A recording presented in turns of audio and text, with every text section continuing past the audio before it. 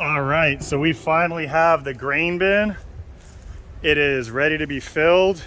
The auger, flex auger, is fully installed. This is a, I believe, 540 bushel, so like 30,000 pound grain bin. FCS made it for me. They're the same manufacturers that make our baggers, our spawn baggers and our substrate baggers. I went with this style because opposed to the like corrugated steel that you bolt together, because this I didn't have to assemble. It was, yes, it's a little bit more. This will last a lot longer. There's not a lot of seams and joints with bolts that will leak over time, so this should last a lot longer. And it took me less time to get installed. All we had to do was get a slab poured and bolt to the slab essentially, and then I ran the auger. So the main efficiency of sourcing grain in bulk is one, the price per bushel or per pound is less. And then two, because I'm doing it in bulk, I can implement things like the flex auger, where I'm no longer having to manually dump bags or forklift around totes and transfer grain. I'm just flipping a switch and letting it run. So this is the flex auger that we went with. I think it's like a 2.5 inch or something like that. A little bit, it's a smaller version from Hogslat. And I went with a smaller one so that we actually get a slower feed rate, because I want to try to clean the grain as it's augering up to upstairs. Now what's going to happen is once it gets upstairs, at first we're just going to try straight up uncleaned, like unscreened grain. But eventually what I believe I'm going to have to do is put some kind of screen cleaner up there to get the sticks and the branches and whatever it is that's in there that doesn't belong out of it, because I don't want that poking holes in my bags.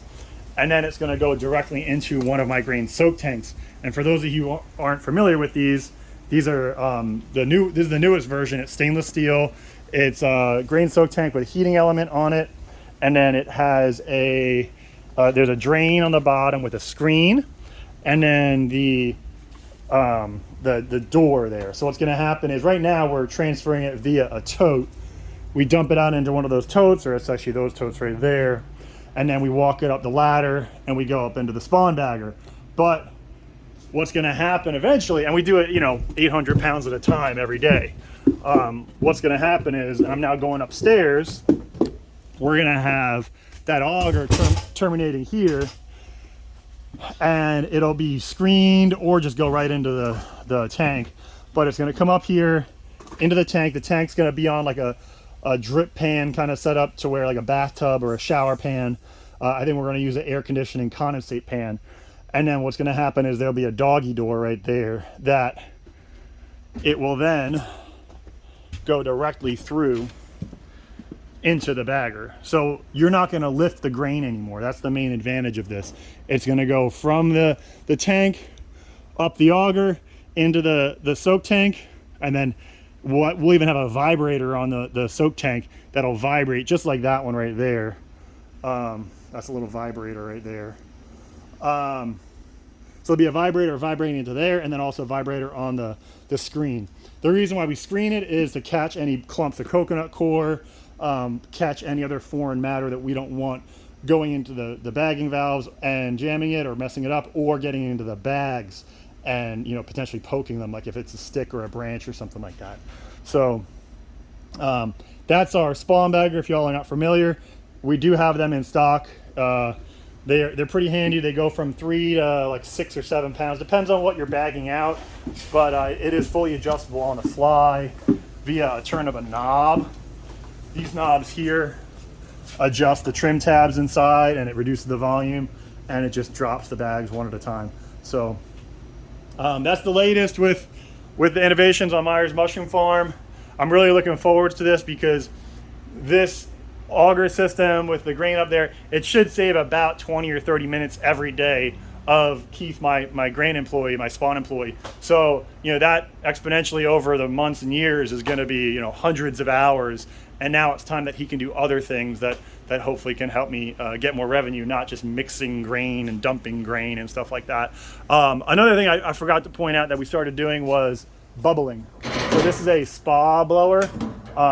A lot of people use these for like bubbling bubbling lettuce. Like they'll wash lettuce and make like a bubble bath to clean the lettuce gently. And what we're doing is we're just pumping it underneath that grate, and it's making basically a large air stone out of it, and it's bubbling this up, making it less compressed, so that way we can then mix it up. So it makes it a lot easier to mix in that coconut core, bust loose any pieces of dirt and debris that are on the grain, and try to get it a little bit cleaner looking, so it doesn't stick as much in the autoclave, or after the autoclave for that matter. For those that are like, oh man, we just dry bag and it works fine. And this is based off of talking to other people and talking to other large growers and and just experience, is that when you compare side by side dry bagged spawn and cooked soaked spawn, the cooked soaked spawn, it performs better, it grows better. It's easier to just get it more consistency throughout the whole bag. Typically with dry bagging, where you add the grain and then add the water and then run it, you're going to have wetness on the bottom, dryness on the top, and the grain, the moisture will never really even out fully. So does it work? Yes. Do either way work? Yes. But which one is superior? Cooking the grain is superior. You also get into that not a lot of farmers, almost every farmer that I've talked to so far that does bulk grain, especially if they're storing the grain for any amount of time and they're putting it in their bins, they spray it. So they put chemicals on it. Those chemicals, I don't know what they're using. They don't disclose it to me. And when they go to the elevator where I'm getting it from, because I don't get it directly from the farmer, it's like 50 farmers' grains all put together. So some of them might not have sprayed them. Maybe a majority of them didn't spray it. But all it takes is one or two of them to spray it, and now you have some sort of pesticide or whatever it is in your grain. So you want to flush that out, and we do a double wash. We do our cook, drain, fill up with hot water the next day, and then drain that out again. And it also helps with stickiness too, to where the grain, when you go to shake it up and break it up, it's not a clumpy mass. So that's the latest and greatest on the Myers Mushrooms farm. I just wanted to update you all on the spawn operation. If you're looking for some quality sterilized grain spawn in volume, we do pallets. We also do 8 packs of grain shipped pretty affordably. I think it's like $118 or something like that. So check out MyersMushrooms.com for that. The pallets are 320 bags, and it's like $9 a bag. So as of 2023. So and then we also have grain spawn, like actually colonized grain spawn, oyster, lion's mane, shiitake, all that. So check out MyersMushrooms.com. If anybody is looking at buying the equipment, let me know. I do have both the grain soaked tanks and the spawn baggers ready to ship. So if you're doing a large spawn operation or planning on doing a large spawn operation, feel free to hit me up, and I can get those heading your way. Y'all have a good one. Take it easy. Keep on mushrooming.